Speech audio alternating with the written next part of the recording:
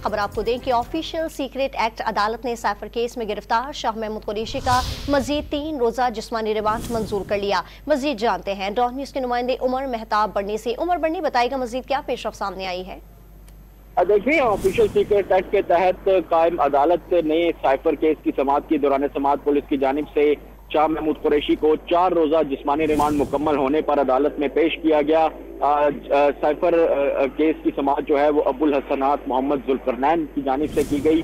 दौरान समाअत जो प्रोसीडिंग्स रही वो इन कैमरा थी, जिसके बाइस से मीडिया के साथ साथ किसी भी गैर मुतल्लका अशखास को जो है वो कमरा अदालत तक रसाई नहीं दी गई।